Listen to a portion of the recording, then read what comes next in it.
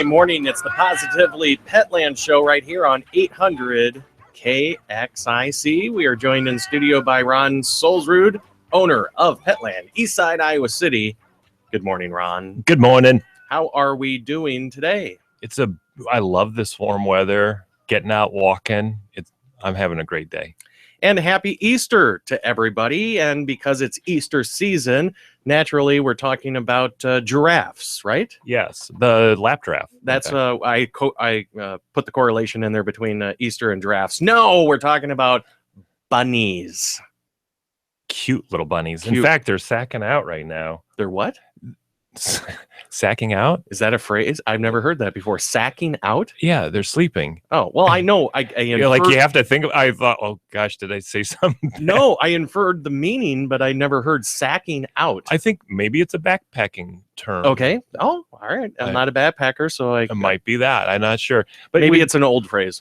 It is. We have bunnies in the studio. We're going to say or ask the question, is that the right pet for your family? Because we know the kids are going crazy right now. Mom, Dad, I want a bunny. So we're going to talk about, is that the right pet? Is this the right time for that bunny in your family? And we're going to be talking about the Mastiff. What kind of Mastiff are we going to talk about? The tricolored one. The tricolored one. Well, that's a dog of a different color. Making my Wizard of Oz reference. No, the Neopolitan. The Neopolitan Mastiff. And then we're going to finish out the show with treats for cats. We've got Stella and Chewys, and that is an incredible treat that your cat is going to love. And we're going to actually find out that they're really good for you, too. Oh, for the cat. Are you in the mood for an amazing pet story of the week? I am in the mood. Let's do it. It's time for the amazing pet story of the week. If you didn't hear that because Ron was over there talking, yes, your mic is on, Ron. Here is the amazing pet story of the week for this Sunday morning. And I'm reading it in how it was written. We had just moved into a new house in a new state, and I was all alone one evening. I went to bed around 11 o'clock, and my two dogs were downstairs where they had their beds. About 1:30 in the morning, I woke up to hear the dogs barking like crazy. I creeped downstairs with a baseball bat and my cell phone and peered into the room where the dogs were barking and growling, staring out the window. I had neglected to turn off the lights on our deck, and my dogs were barking viciously at... Any ideas of what they were barking at? Raccoon. Nope. Snowflakes. Oh. Which they had never seen before because the dogs had been they were in a new state, and the large flakes were blowing against the window. What are these creatures? And casting a shadowy effect through the darkness, and it looked like somebody was actually outside. Huh. And so the dogs were noticing this, and of course the homeowner said that they fell down in the chair laughing like crazy, and the dogs thought that she was nuts. Now, they love the snow, and they love seeing it come down, and any barks now are barks of glee. But when I read this the other day, I was like, that's completely plausible. If your pet is something, not used to a situation or an environment, and it looks out, and during some of the bigger snowstorms, if it's kind of casting weird shadows from the darkness, I thought it was completely believable, but it just reminds me of, sometimes when my old dog would see something, they would turn their head and kind of do the, I'm not so sure what that's all about, but that's your amazing pet story of the week. I like that. I like the tie into nature, and for all the cat and dog and pet owners out there, you can relate with it. You can say, oh yeah, we've had that situation, or something like it. Or something similar. Maybe not completely amazing, but at least humorous. Yeah, and that's why we love our pets. We do. So it is the Positively Petland show. Tell us about, so we're going to be talking about the Neapolitan Mastiff, correct? Wonderful history there, so we're going to go through that. Bunnies. Bunnies, is that the right pet for your family right now? And for our felines? Stella and Chewys.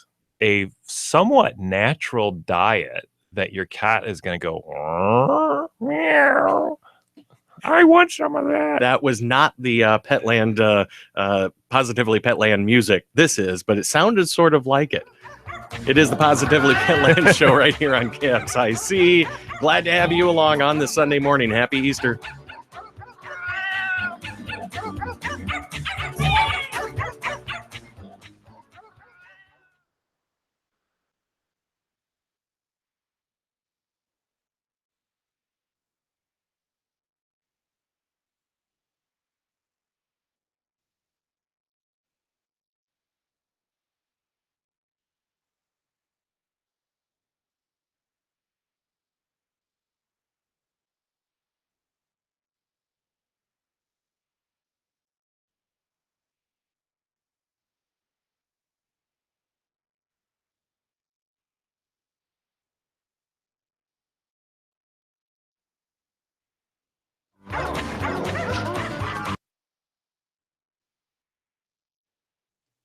Freddy. Second, Jerry. Sorry. We got a shtick going. One of those mornings. Here we go. 3, 2. Wow, that was a professional fade-in. Well, I am a professional, Ron. It is the Positively Petland show right here on 800 KXIC. Happy Easter, happy Sunday morning.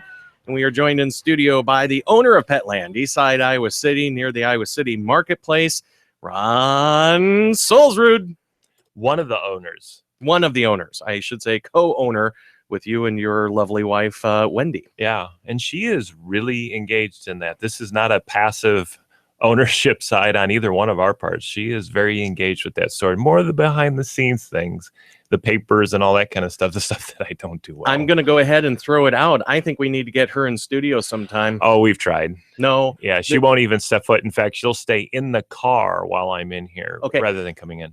Wendy, if you're listening, thank you for your great support of Iowa City. Next week's show is going to be done inside the car. I'm going to get one of our one of our portable recorders. We are going to go sit with Wendy. So I have to stage that so that we are going to ambush her wherever she is. I will just come in with 3 microphones. We will sit down and we will do the show. We will see. She is a very intelligent woman. And so she's evasive from... Oh my goodness, yes. I'm very convincing sometimes. I've had over the years, I had both my children on air, and how I did it was you don't have to say a thing. Don't worry. Just come in. It's a wonderful experience. You'll get to see how it's done. You know, you've always wondered anyways, right? No. And then and then I got them in here, and neither one said a whole lot, but they got a little bit out, kind of thing. And that was it's a fascinating world. If you've never been in the studio before, there's a lot that goes on, and kind of having that gift of gab. But if she's not into it, that's why the gift of gab. That's why we have you here. So tell us about the great world of Petland in Iowa City and what we're going to be talking about today. So Petland itself, we're Petland of Iowa City. Come in and play. That is our motto. And that is to interact with the pets. When you come into our store, you're going to find out that you can hold bunnies and guinea pigs and hamsters and puppies and all sorts of different things. Reptiles. Go back to our reptile department, and chances are our reptile people will get one out. They keep the scary ones back, so don't worry about that. It's usually like the veiled chameleon. Those are just fun. They're just, the ugly-eyed looking things, really slow moving and all that kind of stuff. Are you a fish person? We got that fish department. We don't get those out for you necessarily, but we have a lot of fun with them. If your child is in the store, ask our fish people, hey, can I feed some fish today? And they'll get you going and get them engaged and find out, is that the right pet? That's what it's all about. Is this the right pet for you? Because, we watch TV and we see different things, usually not really depictive of reality on TV. I don't know why I say that, but when you get to hold it, learn about it, what's my commitment? How long? Does it bite? All these things. You're going to make an informed opinion, something you can't do sitting home on the internet. You got to come in, you got to check them out. And so that's what we're all about. Education, interaction, find out, if this isn't the right pet, what is the right pet for you? What are some of the scary reptiles? People don't like snakes. And so we, for those people, we recognize that. My wife is actually one of them.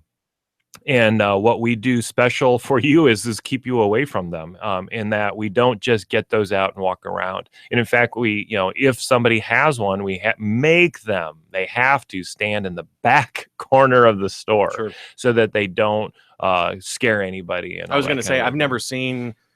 I don't think I've ever, anytime that I've been in the store, I don't think I've ever seen anything, that frightening out. Usually it's welcoming and they're in the play areas right by the dogs. Yeah, we're very conscientious of that. And so we like to keep the dogs in the dog area, the cats in the cats area, the bunnies in the bunny area. Ferrets are always fun. And we are joined in studio this morning with by two a couple sleepy, drowsy bunnies. we're going to get into bunnies and stuff, but one of the things that, if you don't like noise, get a bunny. Because this is what you'll hear. Yeah. This is what you'll hear. Isn't that awesome? That is awesome. For those that like that. There are a lot of people that love barking. And the meowing of the cat. Have you ever had a cat? I never have. Oh, yeah. Not that I wouldn't be open to it. It's just I've always been a dog guy. That's just... I MO. grew up in a family that, quote unquote, didn't like cats, kind of thing. They killed a bunny when we were younger. And so we're like, oh, those bad cats. Well, I have a cat, and it is a easy, wonderful pet to have. They are, for the most part, quiet, but it's funny when Gilbert gets a little vocal. You're like, what is going on? If you've been away and you're coming back off of a trip, meow, meow. I mean, just going, crazy. And I always wonder, what are they thinking, saying? Are they saying, welcome to be back? Or are they saying, I can't believe you did that to me. Don't ever leave again. Yeah. I told you not to do it. I'm telling you again. What are they saying? And cats are apparently from Bronx. I know. All cats are from the Bronx. Yeah, don't do that to me again, man. What you doing? Gonna have to rough you up next time. So, all right, let's get into the Neapolitan Mastiff, because we do have a long history to get through, but I think it's fascinating. So, Neapolitan Mastiff. What's the Harry Potter dog?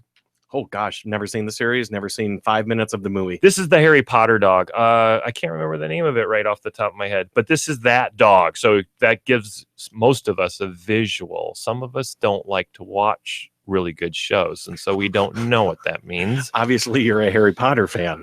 Yeah, I read the books, and I read the books with the kids, and that was a lot of fun. Okay, so the Neapolitan Mastiff, the history of it, from the beginning of man's relationship with Canis familiaris. Wow. I know, that was good. Ancient cultures all over the world created giant dogs of heavy bone with a large head and short muzzle. In times past, they were used in battle. That's kind of fascinating. Later, these breeds evolved to protect and guard. Today, they serve as family companions. The Neapolitan Mastiff, or Mastino, is one of those dogs, the giant guard dog of Italy. Like his cousin, the English Mastiff, protecting the home is the modern Neapolitan Mastiff's reason for being. So a little bit more into the history, diving in. Instrumental in creating this breed was none other than Alexander the Great. In the 4th century BC, wow, that's a long time ago, Alexander was known to have crossed the giant Macedonian and Epirounian war dogs with short-haired Indian dogs to create the molasses. The molasses was a notable creature characterized by a wide, short muzzle and heavy dewlap. Here, it got too deep in that one. Alexander used it to fight tigers, lions, elephants, and men in battle. So the Romans set out to conquer the world. They were, breeding these dogs and all that kind of stuff. So they were all the way back then. Over the century, the farmers in the Neapolitan area of southern Italy focused on breeding the Mastini, who retained the giant size, heavy, loose skin, and dewlap of their ancestors. Going forward into World War II, after World War II, the Mastino was recognized as a national treasure in Italy, and several Italians began efforts to revitalize the breed. 6 Neapolitan Mastiffs were presented at the first exhibition in Naples in 1946, and that's where you get the Neapolitan from Naples. What did we find out? Neapolitan refers to? Well, like the ice cream. Obviously, the ice cream. The history, according to Wikipedia, would be that the color of the ice cream directly relates to the Italian flag. So that would be strawberry, chocolate, and vanilla. Okay, so that's where that Neapolitan comes from, and Naples is where I believe that ice cream originates from as well. Yep. So, all right, a little bit about the form and function. The first and possible most important feature of the Neapolitan Mastiff is its mastiff. Its massive appearance. So much so that even though physically smaller than the English, he often appears larger. Next most important is the awe-inspiring head, which is huge in and of itself. So it's a large head. The third key to Neapolitan Mastiff's type is the wrinkled blue skin over the whole body. So that's, the look of this Neapolitan, and anybody that watched Harry Potter would know this. All right, so we've talked about this. It is a large dog. It can look intimidating for sure. We did find out that its relatives in the past were actually guard dogs and war dogs. On top of that, that's an interesting. Let's go into a little bit about today's Neapolitan Mastiff. What is it like? When protecting home and family and repelling unwanted intruders, a Neo often walks with a typically slow and lumbering gait. While he may appear deceptive, indolent, and lazy, do not be fooled. The typical Mastino is an athletic type and can explode into action when necessary to do his job. Coat care is easy, but the tendency to drool, especially after drinking, poses a cleaning challenge. Neos also tend to scatter their kibble because of their heavy, loose lips. That's kind of a dog thing anyways, but put it on a big dog in a big bowl with a lot of kibble, and you've got more. Despite their fierce appearance, Neos are peaceful, steady dogs, wonderful with children and people they know. Training should start as soon as possible when the puppy is about 4 months old and able to concentrate for 2 short 10 to 20 minute sessions per day. So this is don't get a Neapolitan Mastiff thinking you're going to have this mean dog. I've never described or had any owner talk with me about Neapolitan Mastiffs being aggressive or anything like that. But they do say in here, and I think this would be true with all dogs, start young at socializing them with other people and all that kind of stuff, and that keeps them well in there. I had a friend several years ago, this probably would go back at least 10, if not 15, over in Parnell that had a Neapolitan Mastiff. And this dog was the kindest, gentlest, just big old lover that would use his weight and throw it up against your leg. And then you'd almost kind of lean off to the side. But they certainly are a great breed. But I've had a big dog also. So my previous dog, most recent dog, was a Great Dane. And I think the one thing, and maybe you can elaborate on this, is bigger dogs cost a little bit more to maintain. Yes. I mean, this is a 200-pound, could be upwards of a 200-pound dog. And so think about it from the standpoint of a veterinarian bill, right? Feed, and everything that's associated with that. I think it's when you get to these giant breeds where it does make a difference. So if you're, have some budgets and stuff like that, I think a small medium breed, maybe a lab kind of a thing is where you want to be, which a lab is still a big breed. When you get to the giant breeds, this Neapolitan Mastiff is going to eat a 30-pound bag of food in 2 weeks, where that same volume of food for me, 3 months. Yeah. No, absolutely. And that's one thing that I always remembered with that dog in particular, but Greta also, is that when we did have to take her to the veterinarian, everything's a little bit more. Everything's just a little bit more with the bigger breed. Because it's all, you got to think it's more medicine. And so you don't give it the 1 ml dose, you give it the 15 ml dose, kind of a thing. So that's going to cost more. And yeah, you're right on that too. There's some people that like, oh, I didn't anticipate the veterinarian side was going to be more just on the medication. Just walking in the door is going to be the same amount, but it's the medications that usually get you. One thing I've never asked you, and I don't think I know the answer, is does Petland offer veterinarian services? We don't directly. We work with Gentle Heart Pet Clinic. Okay. Dr. Ebert works with us in our store very closely. I knew that you had a veterinarian either on staff or that worked very closely with you, but I didn't know if you offered services. Not within the store. Okay. But yeah, if you are in need of services, Gentle Heart Pet Clinic, that's who we use for our family as well as our store. Wonderful. Dr. Ebert is a wonderful lady. She is the kind of person that she's, very nice, very mothering kind. But if you're doing something wrong, she's going to get you, and she's going to be stern with you. And I love that about it, because there's so many times here, just so relating this with a pediatrician for babies and stuff, I remember that same approach that our pediatrician had with us. And I remember, and I think we talked about this,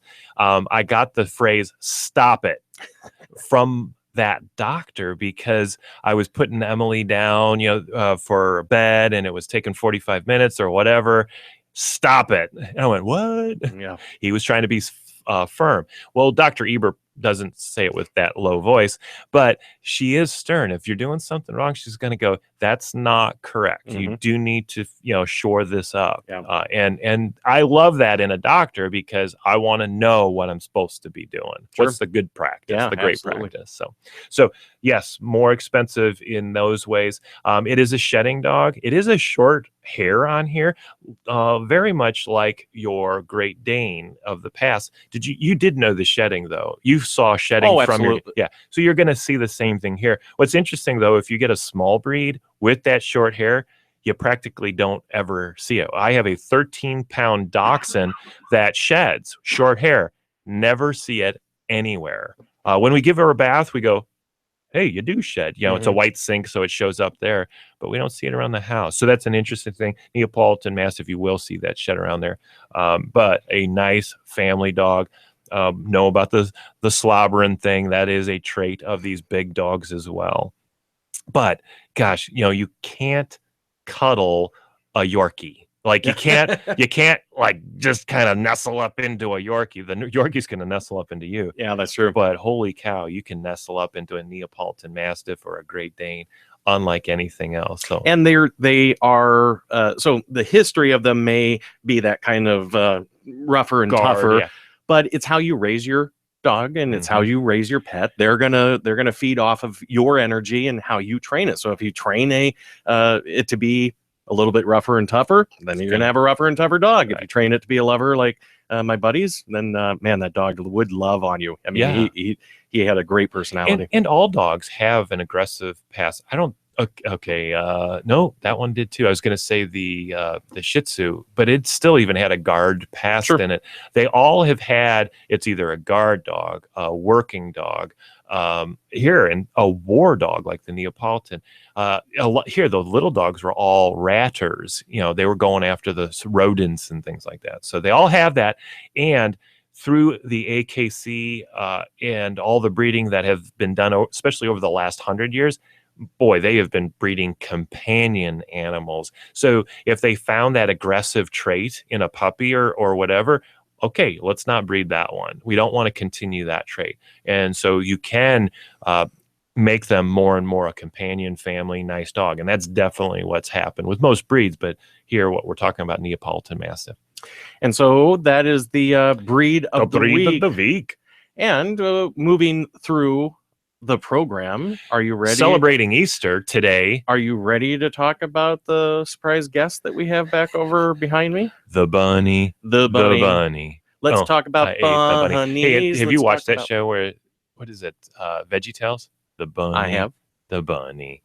Oh, I ate the bunny. I don't remember that one. He ate the chocolate bunny in this case. And he was saying, I got an upset belly right now. 80% of people start with the ears. That's random trivia. Wait, those bunnies just perked up. What? Random trivia. Chocolate bunnies. 80% of people start with the They're ears. actually stirring around in there. They are. They're. Let's open the door. They're done sacking, as you put it. So once again, as Ron is pulling out the surprise Easter pets of the morning, it is the Positively Petland show right here, Sunday mornings at 9:00, every Sunday morning with Ron Solzrud, owner of Petland on Eastside, Iowa City, on 800 KXIC. So the bunny is a really you open the cage and now they're just kind of like, hey, what's going on? Well, have you ever watched Monty Python? Yes. The Killer Rabbit. Yes. Yeah, just watch out. That's all I'm telling you right now. Good reference there. So bunnies as a pet are wonderful because if you are in that stage where, hey, I've got too much going on, I can't take on a dog or anything like that. The commitment, the length of commitment for a dog is also long. We're talking 10, 20 years on those. Then a rabbit is something that you want to consider. In general, if things are smaller, they're easier. And so in this case, the rabbit is smaller than the dog and it's easier care as a result. So smaller poop, smaller food, everything's smaller kind of a thing. So they're a lot easier than a dog. I would debate the cat though. The cat is so easy. There's just not much you have to do for them because they take care of themselves. You put the food out, you keep the water fresh, and life is beautiful for that cat. Oh, by the way, the litter box. So now for a bunny. By the way, you just reminded me, I did have a cat for 1 year. There it is. A roommate of mine, PP, Peppermint Patty is what we... yeah, I'm hoping it wasn't because of another issue. No. And Peppermint Patty was a cat of ours. I completely forgot about that when I lived over on First Avenue near Hy-Vee. And wonderful years. 1 year. And Peppermint Patty. I completely forgot about that. So the bunny is going to live somewhere in that 5 to 7 years on average. So that's a time commitment. And for a lot of people, hey, that fits right in with what we're at. You know, we're a young family, or do you have kids that are going to be leaving to college here, kind of a thing. So you can kind of put it into perspective that way. They are an easier pet. So they don't, you're going to put their pellets and their hay. Hay is what 75% of what they take in is going to be, and then they supplement that up with pellets. So that's the food. Well, it's not that much, kind of a thing. And then they don't poop and pee all that much as well, and you can potty train them. Rabbits are trainable for litter and as well as some other things, but you can get them to go potty in the corner. You put a litter box in there, and now you're really just lifting the litter box out, every couple of days, depending on how big you got there, throwing them away. And then that was a very nice bunny. I'm trying to imitate the imitation. There, I'm looking at the bunnies right down here, and one of them got up on its what do you call them, hind legs, I guess. Yeah. With the typical front paws out, just kind of looking around, going, "I'm ready to come out." Yeah, go get them. Let's get them on the air. Let's see if they have anything to say for us here. So So a great pet, if you're looking for something a little shorter term, a little easier and all that, you're going to change the habitat about once a week. He was sitting in the water. Oh, or did he? No. Nope. He was right in the... I didn't realize he was in the water. He was just giving his little rear end a little bath. See, they were even taking care of himself. So what we have into the studio today are lionhead bunnies. So these will, as they grow up, will get a mane, longer hair around their neck area. And it's just cute because it looks like kind of like a little lion. But they are very docile. Everybody asks in the store, do they bite? And I go, well, if it has a mouth, it's going to bite. Not frequently, for sure. But if you're being aggressive with the bunny, it's going to try to say, hey, I don't like that. So it's going to give you a little training back. If your fingers smell like French fries and it likes what it's smelling, it's going to say, hey, I want a piece of that. So I shouldn't have had those French fries 30 minutes before you came in. So sanitizing, washing your hands prior to and after is good, minimizes that. But in general, they don't bite. They're a pretty docile pet. They like to sit around, on their lap. Here, this little bunny is already getting droopy eyes in Jerry's arms. So they're passive in that way. We'll talk a little bit about you can actually get into more activity with them as well out in the yard. And it's been years since I picked up a bunny, but their claws aren't digging into me. I was kind of concerned about that. They're not snagging on my shirt or anything like that. No, they do have nails that grow, and so they're going to need a nail clipping. They're noticeable, but they're not. It's not like they're But that's a good scratching me, I guess. It's a good thing on what do I have to maintain on the bunny? And their nails would need some nail clipping. Petland, we do $5 nail trims on all your furry friends. So that's dogs, cats, bunnies, guinea pigs, all those. And so if you're a little apprehensive, well, then bring them in and we'll do a $5 nail trim for you on your bunny. But it's pretty easy. We'll actually train you how to do that too. Another thing that continues to grow on a bunny are the two front teeth. So they are in the rodent family, and that's a characteristic of the rodent family. And they will continue to grow, and they have to wear them down. Those teeth in particular are kind of somewhere in between our teeth and our fingernails. They're not as hard as our teeth, so it's easier to wear them down, is what I'm trying to point out. And you just have a couple of chews, and we have a plethora of variety of chews for your little small animal pet at home. So you can try different things with them, find out what they like, and expose them to other things as well. They are so soft. Some other things, they like hideouts. When they're in the wild, they use hideouts to get away from those scary birds that like to eat them. And so when they're in your home, you're going to want to make sure the habitat has a little hut in it so that they can get in there and de-stress. We call it de-stressing, because if it goes under there, it's stressed out about something. So let them have their time, and then gently reintroduce your child's hand back into the habitat to go pick them up.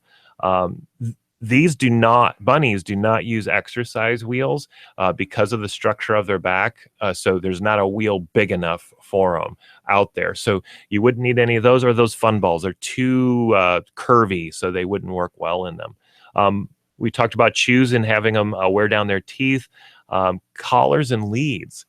You can actually, so let's say you have a bunny at home and your child is just not engaged anymore. How do I get my child engaged? Well, for one, it's warm out. So let's get your child outside with the bunny.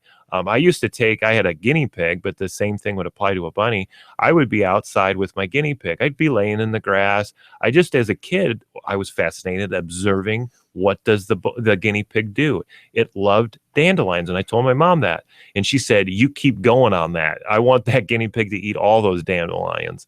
We actually put our guinea pig into the garden. It was safe. There wasn't any pesticides or anything like that in there. So he would hang out in the garden. And for our garden, would actually eat the weeds and somehow not eat the plants. That was kind of luck, I think. So the child can work with the pet in those ways. You can also introduce a collar. It's actually a harness on the bunny and a lead. You can go for a walk with your bunny. I just will say it's a little different than taking a dog for a walk. The bunny's going to take you for a walk in this case. So if you're afraid of the bunny running away or whatever, it's a nice way to keep things under control. Give your child control over the bunny so that you can give them some alone time out in the yard. Know that there's a lead on them and the bunny's not going to run away if it gets frightened. They typically don't run away. They typically hang out wherever you're at because they're comfortable with you, and they recognize that this could be a scary environment kind of a thing. So they want to be close to you usually. I was just noticing the other one that's in the cage ducked back in, and he hasn't been as active. So I'm assuming that he's probably wondering, hey, where did my buddy go as far as community, and family oriented? Yeah. Well, you're noticing that there's different personalities in bunnies. Some are going to be a little bit more outgoing, and that depends on how you treat them. If you are aggressive toward them, well, obviously they're going to be very active on getting away from you. Mm-hmm. But if you're docile, passive, you brush them nicely. Oh, well, that feels good. I want to hang around you, and I want to be part of you in that. So how you treat them. I drop your bunny. I apologize. No, dropping bunnies. So how you treat them in that way. An interesting thing that you brought there is at this stage in the bunny phase, they are community oriented. And so they do like to hang with each other. If there's a hideout, they're all going to go into that hideout together and huddle together. As they grow older, bunnies probably 70-80% of the time don't want to be around another bunny. If you work with them, you might be able to get them to be good to each other and all that. If in your family it's the right thing to get 2 bunnies, all I say is just be prepared that you might need to get another habitat in the future. If one is doing just normal bunny things and chewing on the other one, and I know that sounds funny, but if they're in close proximity, they just start doing some social things together. If one's doing that, then let's get 2 habitats, get them separated so that one doesn't hurt the other one incidentally or anything. Some more things about environmental aspects of the bunny cages. Get the biggest cage you can get. We have a very wonderful and economical cage in our store. It's very functional. That's what I love about it. You can open the entire top of it very easily. Your child could even do that. Get in there and then easily get the bunny kind of a thing out of there. It also gives you access to clean very easily. Well, and you mentioned it last week also that open top really does make it a lot easier rather than maybe one of the side or the front entrances. You're down on your knees trying to crawl in there and do what you got to do. Yeah, your arm is in there wildly going around. Come on, I want my bunny. This is really quickly get in there, do your work, and get out, whether it's getting the bunny or doing a little cleanup. So wonderful cages there, but you want to get a larger one because realize you're going to put a hideout in there. You're going to have food dishes in there. You're going to probably have some hay rack kind of things in there. Well, the bunny needs some room to move too. And this bunnies typically get 4 to 7 pounds, somewhere in that range. So that's like well, either a tiny dog or a small dog size. And so they need a little bit of a room, especially if they spend, a lot part of the day in that cage. They need something to exercise and move around with. So this one has been in my arms for about 5 minutes, and he or she, whatever it is, isn't moving around a lot. I guess I was expecting maybe it to be a little bit more active and quote unquote hoppy. Yeah, well, these are, so where do we get our bunnies from? We work with local hobby breeders, 4-H breeders, who are very much into handling the bunnies. So they tend to already be good as far as hanging out. Occasionally, though, the personality comes out and all, and they're a little bit more active, and somebody might even like that. Hey, I want a bunny that's more active, kind of a thing. The more you handle them, the more they realize that you are not going to eat them or hurt them, the more they're going to go, oh, this is good. Now supplement that with some encouragement. So whether it's scratching, a little brushing, light brushing kind of a thing, they're going to be more and more into you. They're going to say, hey, I kind of like that. I want to get more of that. Mm-hmm. So other things that you're going to have in that cage, the water bowl and the food bowl. We do use water bottles as well. So we usually have 2 sources of water, a bowl and a bottle on the side of the cage. Oh, if you're sensitive to smells, know there are products for small animals now that you can put in the water that decreases the odor that they might be exuding, but also it decreases the urine and all that kind of stuff odor as well. So if you're one of those people that are a little more sensitive, get that, because I get a lot of great feedback within 2 weeks. I just go, come on back and let me know if it works. And people come back and go, oh my gosh, that stuff really solved my problem. I was really sensitive to it, and now it's at a level that I don't even mind it, kind of a thing. Let's see, that's that. Maintenance. Now, we've talked about the Furminator on the show here for dogs and cats. A small Furminator for a bunny, and that Furminator is that de-shedding tool, is something that you'll either want to get. We do some furmination treatments in our store. So those that come in for nail trimmings in our store have an option to add a furmination treatment. And all that is doing is taking the loose fur on a regular basis off the bunny. It is a shedding animal, so you will see the fur on your clothing and stuff like that. But if you use a Furminator, you keep it at a pretty low minimum. The Furminator is just a really unique tool that gets a lot of that out. So brushing is good. Bedding material and that litter box material are things that will help you through, what is it that you're looking for? Is it pretty and beautiful, or is it very functional? I just want to keep smells down as minimum as possible. We've got both ends of the spectrum and everything in between within the store. And then the diet we got into a little bit. You're going to do the staple diet is the pellets, but that's only volume-wise 1/4 of what they eat. Hay, and when they're young, alfalfa hay specifically is what they're going to eat 3/4 of. And that's to keep their digestive tract moving. It's also to actually prevent overweight. Because hay is going to be more volume and fibrous, it makes them feel full, so they don't eat the pellet. I did not know this growing up, and so I had the world's largest guinea pig. We only fed pellets, and Wilbur, holy moly, I just was giant. Everybody went, holy cow, that's a big pig. And we were always proud of it, but I now realize it was just really, really overweight. And so the same thing can happen to a bunny. They actually get cute. They get a little double chin and everything if they go too far in it. But you can bring them back into shape just by doing 3/4 hay, 1/4 pellet. How do I make sure they do that ratio? If you make the hay available, they will do it themselves. So always leave hay in there for them to eat, and they will take care of the rest as far as the proportions go. There's going to be a little salt block in there, some vitamins to add to this whole mix, and we'll talk about those when you come into the store. So that is a bunny in a short period of time. Did we miss anything, Jerry? How did we do on that? I think you covered I didn't think I had any other questions. Okay. I was just It's a wonderful pet. Some of the big things that I love about them, small, contained. If you want them running around the house, there's plenty of people that let the bunnies run around the house like a dog does. They might put them in the cage at night.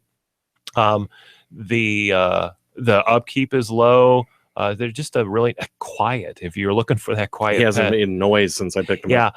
When you hear a bunny make noise, it's like what, kind of a thing. Occasionally they'll let out a little squeal, and it's if they're alerting you on something, kind of a thing. But that's even rare when you hear that. But this one is extremely calm and just kind of sitting in my hand, going, "Yep, keep petting me. This feels really good." So come on into Petland and check them out. We'll do some more educating with you, give you some help sheets and stuff like that as well. So before we wrap up the Positively Petland show right here on 800 KXIC, let's talk about some cat chews. So some treats, some cat treats. So cats don't get as much as dogs do, and that's just an observation. When people come in, you might notice that the cat section's a lot smaller. Well, it's because cat customers don't tend to buy as much, and you might be that cat customer that buys a lot. So I appreciate that, and your cat appreciates it too.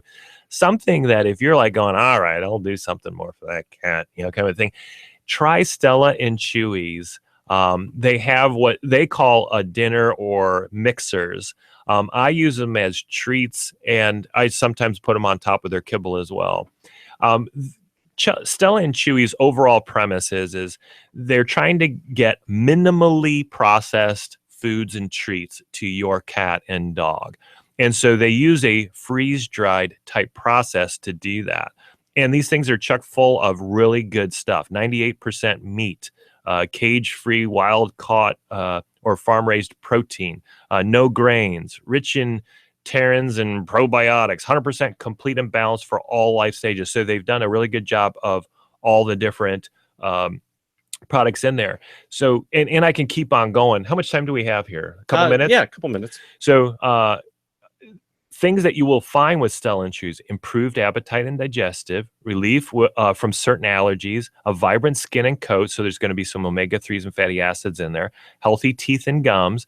That is a claim that the freeze-dried industry is talking about, how somehow there's enzymes that can get onto their teeth through these freeze-dried foods that will actually help with healthier teeth and gums, greater stamina and vitality, because these things are very packed full of really good nutrients, and a healthy immune system. Because it was not cooked, it has a lot more of the natural stuff in it that they would normally get out in the wild. So that was a lot of techie stuff and all that, and people that like that, you're already in on it. You're going, give me it. All right, this is my brute force way. I put Stella and Chewy's on top of my cat's food, and I go, step back and watch. It's just, holy cow, they tie into this, this stuff. Like it's the last meal, kind of good. And so I've used it for Gilbert as here, when we're gone for a long time, he gets plenty of food. We always have excess food all over the place for him. But when we come back, I put a little Stella and Chewy's down, kind of like welcome back, kind of a thing. And he forgets us then, and then goes tying into this stuff. In the morning, I pour the kibble out for him. I have to do 2 feedings a day for Gilbert because he'll eat too much. He'll get overweight. I'll put Stella and Chewy's on top, and he just ravenously goes after that, and then leaves the kibble for later, kind of a thing. So it's just one of those things where you get a lot of joy when you see them going after it. We've got this now in our store. We've got the full line.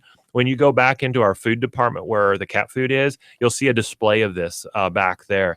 Grab a bag and try it. You're going to really enjoy what you're going to see. Do it long term, and you're going to actually see health benefits as well on your cat. So Stella and Chewy's, this is actually, they got it for dogs too, and we got that in our store as well. Well, we're going to go ahead and wrap up the Positively Petland show here on 800 KXIC every single Sunday morning at 9 o'clock. So I want you to give us your final thoughts about Petland in Iowa City. Petland, Iowa City. We're located in the Marketplace Mall. Have you lived here for a while? It's the Sycamore Mall. We're located across from Lucky's Market in the parking lot. Come in and play. People come in and play all day long. Excuse me. and have a great time and learn about pets. A lot of people come in, take advantage of our buy 10, get the 11th free on our dog food, and that's overtime. We track it for you, so you don't even have to lift a pen on that one. Then we have the $5 nail trim. You can't beat a $5 nail trim for all your furry friends, and that's no appointments necessary. If you have a dog or cat, just bring in those veterinarian records. So we got a documentation of the vaccinations, and all the other things that we just have fun in the store. It's a party in there, right? It is a party. When you come in, it's just like, whoa, this is a little different. And you'll love what you see. Very clean, great smelling, clean pets. It's a wonderful place. Open today at noon, right? Noon until 6 on Sundays today. Every other day, we're open from 10 a.m. until 9 p.m., but today is noon till 6. Noon to 6. Happy Easter, everybody. It is the Positively Petland show right here on Iowa City's news and sports station, 800 KXIC. Thank you, Ron. Thank you.